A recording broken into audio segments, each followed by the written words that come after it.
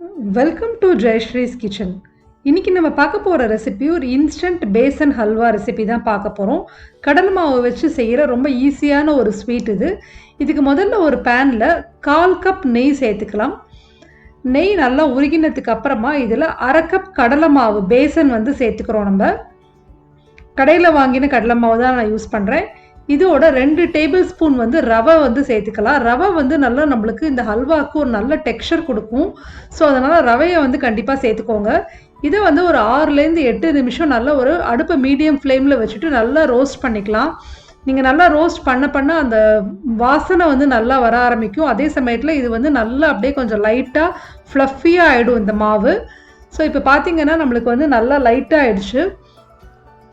இப்போது இதில் வந்து நம்ம பால் வந்து ஒரு 2 டேபிள் ஸ்பூன் சேர்த்துக்கிறோம்.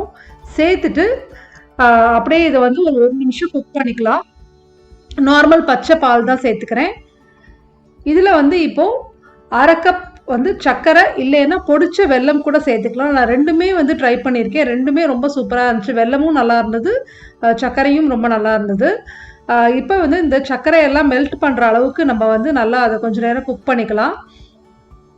இப்போ பார்த்தீங்கன்னா இந்த சுகர் வந்து கம்ப்ளீட்டாக மெல்ட் ஆகிடுச்சு.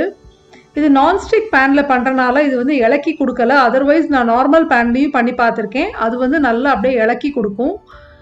இப்போ இதில் 3/4 கப் நல்லா கொதிக்கிற தண்ணி வந்து நம்ம சேர்த்துக்கிறோம். இப்போ தண்ணி சேர்த்ததுக்கு அப்புறமா அந்த தண்ணி வந்து நல்லா அப்சர்வ் ஆகிற வரையிலும் நம்ம இதை வந்து கிளறிக்கலாம்.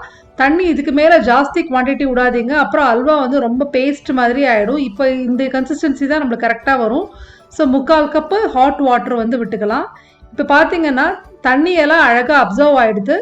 நம்மளுக்கு வந்து ஹல்வா வந்து சைட்லலாம் வந்து நம்மளுக்கு இது பண்ணிட்டு வந்துடுச்சு, ஒட்டாதைக்கு வந்தாச்சு. இப்போ இதில் வந்து 1 டேபிள் ஸ்பூன் நெய் சேர்த்துக்க போகிறோம்.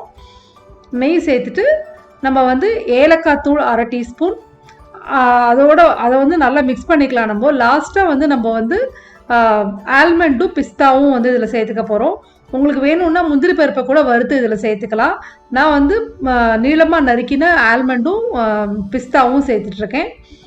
இவ்வளோதாங்க. ரொம்ப ஈஸியாக ஒரு 20 மினிட்ஸில் இந்த பேசன்கா ஹல்வா நம்மளுக்கு வந்து ரெடி ஆகிடும். நம்ம வந்து குயிக்காக வந்து வீட்டில் யாராவது கெஸ்ட்டு வராங்கனாலும் இதை நம்ம பண்ணலாம். இல்லாட்டினா ஒரு நவராத்திரி பிரசாதத்துக்கு பண்ணோன்னா கூட இதை வந்து எந்த பூஜைனா கூட இதை நம்ம பண்ணலாம். இது வந்து ஒரு 4 நாளைக்கு வரும் ரூம் டெம்பரேச்சரில். வந்து 2 நாளைக்கு வந்து ரூம் டெம்பரேச்சரில் நல்லாயிருக்கும். 4 நாளைக்கு வந்து ஃப்ரிட்ஜில் வச்சுட்டு நம்ம சாப்பிடலாம். தேங்க்யூ ஸோ மச் ஃபார் வாட்சிங் திஸ் வீடியோ.